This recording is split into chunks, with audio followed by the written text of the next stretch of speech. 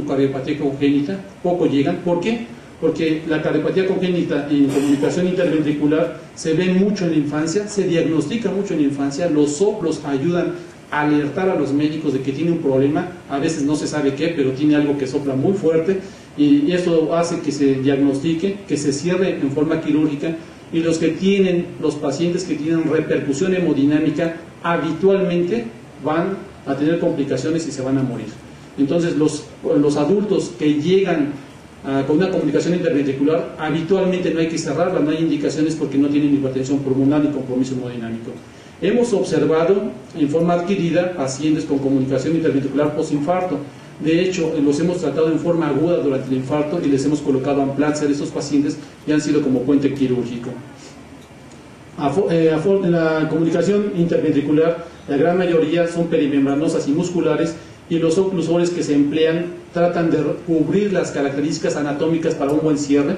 Es una técnica muy laboriosa donde se tiene que abordar la arteria y la vena para poder pasar un snare y jalar una guía con la finalidad de que después el catéter guía quede anclado en el ventrículo izquierdo y se pueden hacer unas asas de tal manera que existe el cierre percutáneo, siempre con control ecocardiográfico.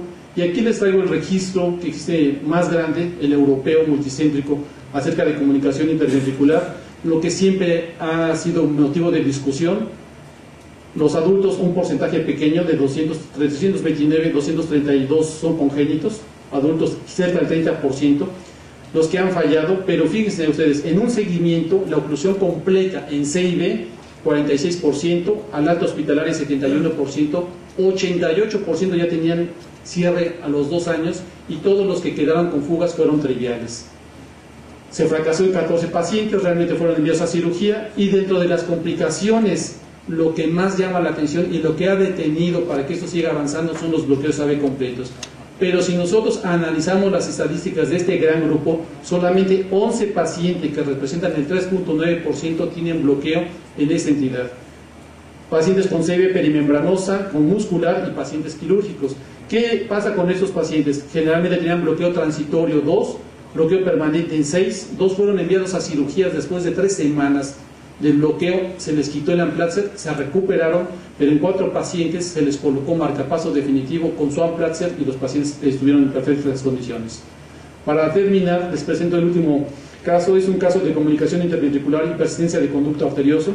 Es un caso muy sencillo, conducto arterioso, los dos se cerraron con coil en el mismo momento.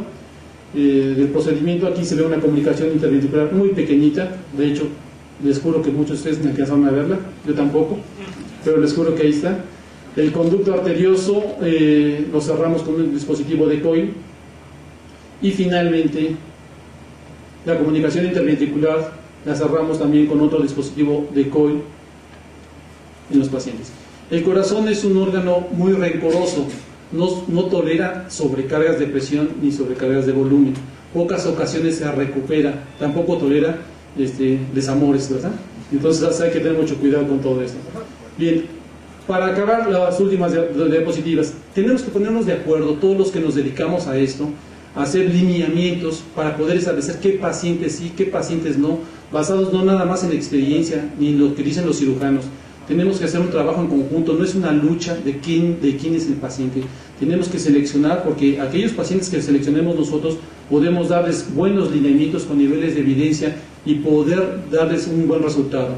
Porque hay que recordar que tenemos que estar más preparados todos los hemodinamistas, porque los bebés están creciendo y están llegando a las salas de hemodinamia.